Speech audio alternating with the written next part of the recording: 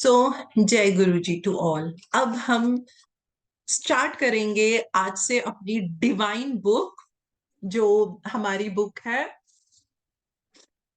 God talks with arjuna, दी भगवत गीता। तो इस ज्ञान को लेने से पहले आज हम इसका इंट्रोडक्शन ही कंप्लीट करेंगे। क्यों? क्योंकि भगवत गीता हम में से काफी लोगों ने पढ़ी होगी, अलग अलग राइटर्स की, लेखकों की हमने पढ़ी है, इतने बड़े बड़े गुरुओं ने लिखी है, हमने उसको पढ़ा है, हमने अपना मतलब समझा है, कुछ हमने अपना मतलब ऐड किया है। ये जो हम विजडम लेने लगे हैं, इसको हमें गुरु जी के पॉइंट ऑफ व्यू से समझना है। मैं इसको, जो गुरु जी के पॉइंट ऑफ व्यू को जितना मैं समझी हूं, मैं भी इसको उसी वे में शेयर करूंगी। और यदि कुछ चीजें जो मेरे को जीवन में प्रैक्टिकल लगी है, वो एज एंड व्हेन जब होगा मैं आपको वो चीजें शेयर करती रहूंगी। लेकिन सबसे पहले जो गुरुजी ने इसकी इंट्रोडक्शन दी है, वो हमें जाननी बहुत जरूरी है कि हमारा भी तो माइंडसेट वैसा होना चाहिए ना, कि हम उस ज्ञान को ले सके। गुरुजी ने बोला कि भगवत गीता का मतलब क्या है, सॉन्ग ऑफ द स्पिरिट। पहली चीज बहुत इजी करेंगे हम, भगवत गीता का मतलब ही क्या है, सॉन्ग ऑफ द स्पिरिट। ये हमें क्या बताती है? तो गुरुजी ने बताया कि ये एक डिवाइन कम्युनियन है, एक वार्तालाप है बिटवीन एक इंसान में और क्रिएटर में। एक कम्युनिकेशन है, एक बातचीत है। जैसे जैसे हम इसके पढ़ते रहते हैं, हम इनके श्लोकों को पढ़ते हैं, हम उनका मीनिंग निकालते हैं, तो हमें वो परम सत्य के बारे में पता चलता है। देखिए, नॉर्मल भाषा में अगर मैं कहूँ तो हम लोगों का क्या होता है, अपना अपना सच होता है। हर इंसान अपने सच को ही इंपॉर्टेंस देता है। लेकिन जब हम इस विजडम को लेते हैं, तो हमें उस परम सत्य के बारे में पता चलता है। हमको पता चलता है स्पिरिट। स्पिरिट हम थ्रू आउट परमात्मा के लिए यहाँ बोलेंगे, ठीक है? तो मैं स्पिरिट बोलूं, परमात्मा एक ही बात है। तो स्पिरिट क्या है? वो क्रिएशन के बियॉन्ड है। जो स्पिरिट है, जो परमात्मा है, वो क्या है? वो उस क्रिएशन के बियॉन्ड की चीज है। जब गुरुजी कहते हैं कि जो भगवत गीता है उसके अंदर, अभी हम श्लोक नहीं कर रहे हैं, अभी हम इंट्रोडक्शन समझ रहे हैं गुरुजी के पॉइंट ऑफ व्यू से, तो उसमें उन्होंने बताया है कि जो मेन थीम है जो हम भगवत गीता में लेके चलेंगे, वो हमें क्या करना है। सबसे पहली चीज हमारे को, जैसे कहते हैं ना, संन्यास का पालन करना है, संन्यास लेना है। अरे, संन्यास लेने का मतलब हुआ घर बार छोड़ देना है? नहीं। संन्यास का मतलब हम क्या लेते हैं, घर का त्याग कर देना। यहाँ पे गुरुजी बता रहे हैं आपको क्या करना है, आपको अपनी ईगो का त्याग करना है। तो जो हम संन्यास लेंगे, हम क्या करेंगे, हम अपनी ईगो का त्याग करेंगे, हम अपनी अविद्या का त्याग करेंगे, और हम डिलूजन से अपने को बाहर निकालेंगे। इस संन्यास में हमें रहना है। ईगो हमें समझ में आ गई। ईगो जो हम बॉडी लेवल के ऊपर जो बातें करते हैं, ईगो का मतलब अहंकार सिर्फ नहीं है। जब हम बॉडी लेवल के ऊपर बातें करने लग जाते हैं, उस ईगो को दूर करना है। दो शब्द हमने बोले हैं, अविद्या, इग्नोरेंस और डिलूजन। इन दोनों में क्या फर्क है? अविद्या होती है इंडिविजुअल इग्नोरेंस, किसी बात की मेरे में इग्नोरेंस है, हो सकता है संध्या जी में नहीं है, हो सकता है उस बात की इग्नोरेंस शारदा जी में भी नहीं है, लेकिन मुझ में है, वो मेरी इंडिविजुअल इग्नोरेंस, उसको बोलते हैं अविद्या। जब हम बात करते हैं डिलूजन, क्या होता है? किसी भी बात की अज्ञानता जो पूरे मास लेवल पे हो जाती है, कॉस्मिक लेवल की इग्नोरेंस, जो हम सब के अंदर एक इग्नोरेंस आ जाती है, तो उसको हम बोलते हैं डिल्यूजन। तो हमें संन्यास लेना है और अपने आप को इन चीजों से दूर रखना है। हमको समाधि की अवस्था में जाना है। अरे, हमें अब समाधि लेनी पड़ेगी? हमारा मीनिंग तो समाधि का वही है कि बस समाधि ले ली। तो अभी मैं समाधियों के प्रकार तो नहीं बता रही कि समाधियों के क्या क्या टाइप्स होते हैं, लेकिन जिस कॉस्मिक ड्रीम में हम रहते हैं, जिसको कि हम सत्य मान लेते हैं, हम सत्य किसको मान लेते हैं? हम सत्य मान लेते हैं अपने इस शरीर को, है ना? हम अपने बॉडी को ही मान लेते हैं। मेरा शरीर अरे मैं कहाँ परमात्मा, मैं तो एक मामूली इंसान। जब हम समाधि की अवस्था में रहते हैं, तो ये जागृति हमारे में हो जाती है। जो हल्का सा एहसास अभी हमने मेडिटेशन के एंड में लिया है, सत्य चित आनंद का, ever existing, ever conscious, ever new bliss, वो समाधि की अवस्था में रहना है। समाधि डज नॉट मीन आंखें बंद करके रहना है। जब आप हर समय सच्चित आनंद की स्थिति में रहेंगे, हमें लगेगा जब जीवन में अच्छी बातें होंगी तब तो हम सच्चित आनंद में रहते ही रहते हैं, राइट? नहीं, जब जीवन में कोई चैलेंजेस आती हैं, कोई डिवाइन लर्निंग्स आती है, तब भी हमें उस स्थिति में रहना है। ये होता है समाधि की स्थिति में। एक नॉर्मल लैंग्वेज में अगर हम समझे कि हमें कैसे रहना है, गुरुजी ने बताया कि आप गॉड रियलाइजेशन चाहते हैं, परमात्मा का क्या बोलूं उसको, आत्म साक्षात्कार हम चाहते हैं। गुरुजी कहते हैं वो किताबें वापस नहीं आएगा जब तक आप उन किताबों में दिए गए सत्य को, ज्ञान को अपनी डे टू डे लाइफ में नहीं इम्प्लीमेंट करते। तो मैंने क्या बोलती हूँ, श्रवण मनन मंथन। गुरुजी कहते हैं हम तो डुअलिटी में रहते हैं, सही गलत, अच्छा बुरा, तेरा मेरा, हम तो यही करते रहते हैं। लेकिन हम ये भूल जाते हैं कि हम सब आए कहाँ से हैं। हम वही एक सोर्स से आए हैं जिसको हम गॉड कह रहे हैं। वो सोर्स है मेन, उसी मेन सोर्स से आए हैं। ये लर्निंग लेने आए हैं, ये चैलेंज हमने लिया, हम अर्थ के ऊपर आए और कितने जन्म ले चुके हैं। हमको क्या करना है, हमें अपने आप को रीयूनाइट करना है। जो मैंने स्टार्टिंग में बोला, मिलना नहीं है, दोबारा मिलना है। कैसे मिलेंगे? कॉन्शियसली मिलेंगे। स्पिरिचुअलिटी में बाई चांस कुछ नहीं होता। स्पिरिचुअलिटी में ये नहीं होता बाई चांस बिना एफर्ट किए ही आप मिल गए, नहीं। जो पहले किया हुआ है इतना कुछ पिछले जन्मों में, वो जरूर यहाँ पे लेकर आगे से आगे हम बढ़ते हैं, लेकिन बाई चांस नहीं हो सकता है। It is not a matter of luck. ये आपकी खुद की कॉन्शियस एफर्ट से मिलता है। गुरु जी कहते हैं पूरे ब्रह्मांड की नॉलेज इस गीता के अंदर है। पूरे ब्रह्मांड की नॉलेज हमें गीता के अंदर मिलती है। हमको मालूम है कि जो व्यास जी ने इसको लिखा है, ये चीज तो हम सबको मालूम है। और हमको ये भी मालूम है कि उन्होंने बहुत सारा लिटरेचर वर्क किया। गुरुजी कहते हैं उन्होंने 4 वेदों को लिखा, इसीलिए उनका नाम क्या पड़ा, वेद व्यास, क्योंकि उन्होंने 4 वेदों को किया। कितने पुराणों को उन्होंने लाइक किया, कितनी बुक्स का उन्होंने किया, महाभारत का पूरा उन्होंने लिखा। और फिर उसमें से ये जो गीता का, जिसके बारे में गुरुजी कहते हैं कि पूरे ब्रह्मांड का ज्ञान जो है वो इसके अंदर है।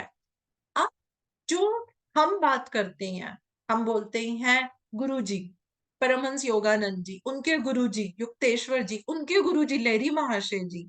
लहरी महाशय जी को कौन कनेक्ट हुए थे? महाअवतार बाबा जी। महाअवतार बाबा जी ने जो ट्रू नॉलेज है भगवत गीता के अंदर क्रिया योग के बारे में बहुत बताया गया है, वो उन्होंने लहरी महाशय जी को दी थी, जिनको कि युग अवतार, इनकारनेशन ऑफ योग भी जो है हम बोलते हैं।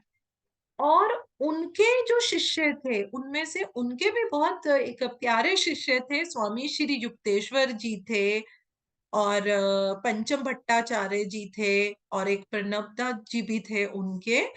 उसमें से जो श्री युक्तेश्वर जी थे उनको उन्होंने क्या बोला, ज्ञान अवतार, इनकारनेशन ऑफ विजडम। वो विजडम का अवतार जो है उनको मानते हैं। और उसके बाद हम मानते हैं प्रेम अवतार परमहंस योगानंद जी, क्योंकि उन्होंने सिर्फ और सिर्फ प्रेम को ही बांटा है विजडम के रूप के अंदर। गुरु जी की ये बात सुनिए, क्योंकि ये बात मैं भी अप्लाई करती हूँ। गुरु जी बताते हैं कि जब मैं कोई शास्त्र पढ़ता था तो उसको कैसे समझा जाए। तो स्वामी युक्तेश्वर जी क्या करते थे, कोई एक श्लोक पढ़ा, उसके बारे में समझाया, फिर गुरु जी को और बाकी भी जितने उनके शिष्य होते थे, आंखें बंद करो, अब इस पे मनन करो, मनन करो। फिर पूछते थे, अच्छा बताओ आपको क्या समझ आया, इस बात का क्या मतलब निकला।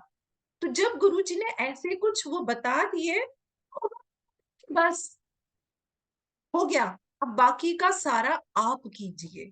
तो गुरु जी ने ये जितना भी मीनिंग निकाला है भगवत गीता का, हर उसको मनन करके, उसको क्या उसके जो इनर से, अंदर से जो उनका निकला, because everything is inside us, उन्होंने वो मतलब निकाल के यहाँ पे बताया है।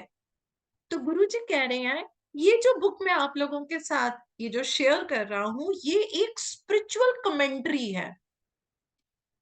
और ये कमेंट्री किनके बीच में है, एक हम ले लेते हैं, हमें मालूम है कृष्ण और अर्जुन के बीच में है।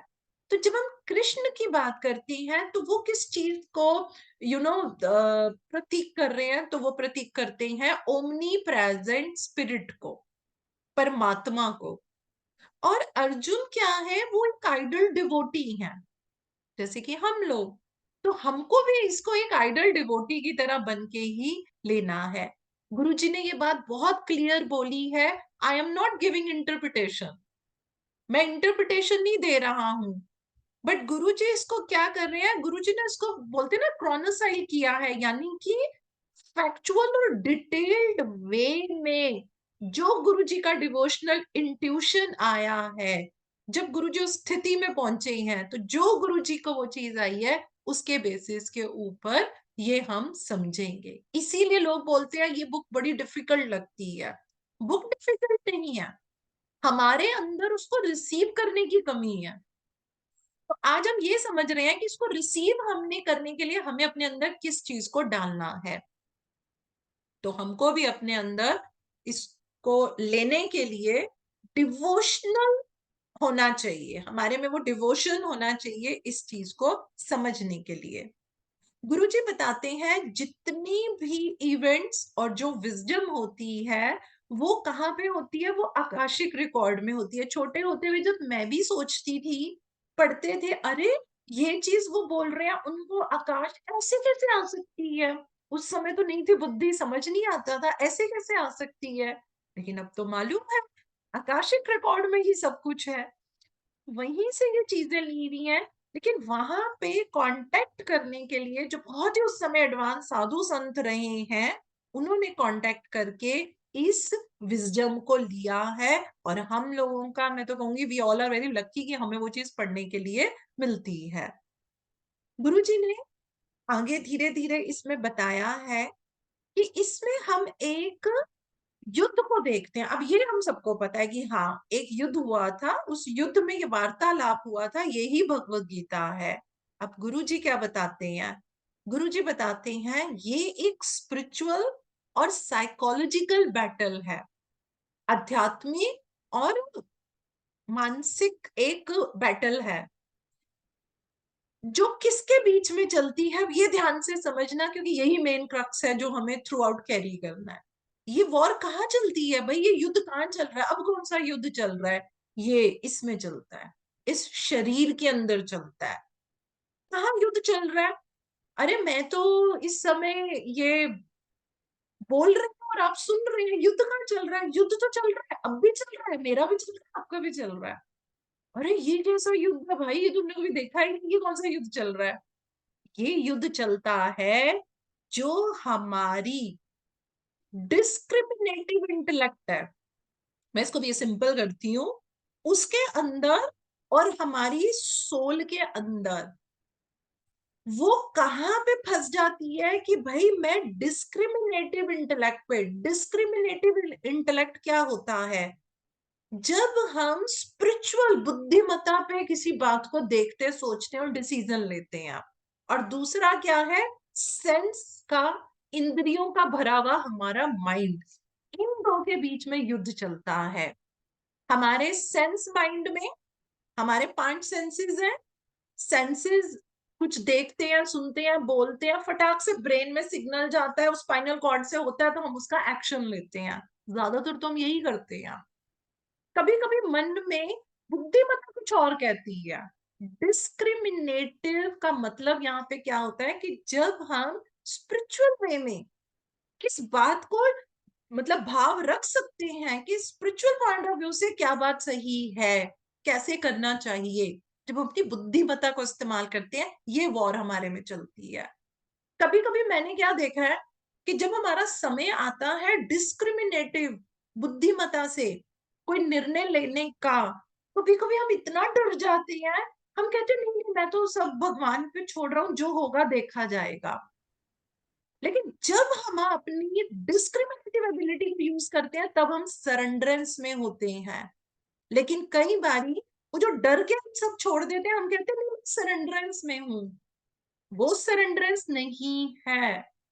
आप अपने एफर्ट पूरे कीजिए, एफर्ट पूरे कर रहे हैं, फल की चिंता नहीं करते, वो सरेंडरेंस है, वो डिस्क्रिमिनेटिव इंटेलेक्ट है। लेकिन हम तो कभी कभी जीवन में इतनी प्रॉब्लम आती है कि हम कहते हैं भाई मैं तो ठीक है, अब जो होगा देखा जाएगा। एफर्ट छोड़ दिए, जो होगा देखा जाएगा, चाहे वो मेरे शरीर के साथ है, चाहे मेरे फाइनेंशियल इश्यूज हैं, चाहे मेरे घर के इश्यूज हैं, वो कुछ भी है। इस लड़ाई की बात जो है हम थ्रू आउट इसके अंदर समझेंगे। गुरुजी कहते हैं कि जो भगवत गीता है इसमें हम तीन तरीके का रीडिंग मटेरियल है। एक मतलब जो पढ़ने की चीजें हैं तीन संदर्भ में है, एक मटेरियल वे में है, एक एस्ट्रल वे में है, एक हमारे स्पिरिचुअल वे में है। ठीक है ना? मटेरियल वे में बॉडी से जुड़ी हुई, एस्ट्रल वे में हमारे माइंड से जुड़ी हुई, स्पिरिचुअल वे में हमारी सोल से जुड़ी हुई। तीनों का ही तो कॉम्बिनेशन लेके चलते हैं, माइंड भी है, बॉडी भी है, सोल भी है। वो लड़ाई तो बंदा रहेगी ना, तीन कॉम्बिनेशन लेके चल रहे हैं तो लड़ाई तो रहेगी रहेगी ना। उस लड़ाई को कैसे जीतना है और कैसे अपनी सोल प्रोग्रेस करनी है, वो ही इसके अंदर पूरा गुरुजी ने हमारे को समझाया है। गुरुजी ने बताया कि जो भगवान कृष्ण जब उन्होंने अपना अवतार करा है धरती के ऊपर, तो जो अर्जुना थे वो उनके पिछले उसमें साथी रहे थे और एक बहुत बड़े वो भी सेज एक संत थे। तो वो जन्म किस लिए लिया, एक कंपेनियन बनकर आए। तो गुरुजी ने ये बात बताई कि जितने भी ग्रेट वन लोग होते हैं जब वो जन्म लेते हैं तो पास्ट लाइफ में अगर किसी ने उनको असिस्ट किया होता है तो वो इस जन्म में आके जो है वो जरूर उनके कंपेनियन बनते हैं। हमारे को मालूम है, अगर नहीं भी मालूम तो सुन लेते हैं कि जो कृष्ण जी के फादर जो थे वो अर्जुन की जो माँ है उनके वो भाई थे। तो फिर कृष्ण जी और अर्जुन ये कौन थे? ये कजन्स थे, they are related by blood. ठीक है। आगे गुरुजी का जो थोड़ा सा उन्होंने स्टोरी समझाई है वो हल्की सी हमें मालूम है, लेकिन अगर गुरुजी ने बोली है तो हम भी उसके ऊपर थोड़ा सा ध्यान देते हैं। हमारे को मालूम है ना कि किस तरीके से वासुदेव जी ने, जब कृष्ण भगवान ने जेल के अंदर जब जन्म लिया था माँ देवकी से, तो वो कैसे अपने आप वो द्वार खुल गए थे और वो उनको जो था वो नंद जी और उनकी वाइफ यशोदा जी के पास उन्होंने रखा और उन्होंने ही उनका पूरा पालन पोषण किया था। हमको ये भी मालूम है कि वो बहुत मक्खन चुरा चुरा के खाते थे और एक बार उन्होंने इतना मुंह में डाल लिया कि यशोदा जी को डर लगा कि उनका कहीं गला चोक ना हो जाए। जब उन्होंने थप्पड़ मारने के लिए उनको किया तो उनको मक्खन की जगह उसके अंदर पूरा जैसे ब्रह्मांड के उनको दर्शन हुए थे। ठीक है। ये थोड़ी थोड़ी चीजें तो हमारे को सबको जो है ये हमारे को मालूम ही है। आप ये समझते हैं कि किस चीज के जीवन से, देखो वो तो परमात्मा थे, है ना? है परमात्मा थे क्या? परमात्मा है तो ऐसा क्यों हुआ? सोच के देखो। जन्म ले रहे हैं वो जेल के अंदर, कितना भाई जो भी है देखो वहां से करके फिर उनको उनके घर भेजा गया, तो ऐसा क्यों हुआ? क्योंकि वो हमारे लिए एक उदाहरण बनना चाहते थे। हमको क्या करना चाहिए? हमको कृष्ण जी के जीवन से कुछ लर्निंग्स लेनी चाहिए। ये लर्निंग्स बहुत ही ब्यूटीफुल तरीके से गुरुजी ने बताई हैं। मैं पूरी कोशिश करूंगी मैं उसमें कोई शब्द मत इधर उधर करूं। 3 लर्निंग है कृष्ण जी के जीवन से लेने वाली। आज कोशिश करते हैं हम भी इस लर्निंग को लेने की, और फिर थोड़ा सा अपने में देखते हैं कि भाई मैं कौन से नंबर, मतलब 1 2 3 मैं किसके अंदर आता हूँ, ये भी हम देखते हैं। तभी तो हम साथ साथ इसको अपने अंदर डाल सकेंगे। वो कहते हैं कि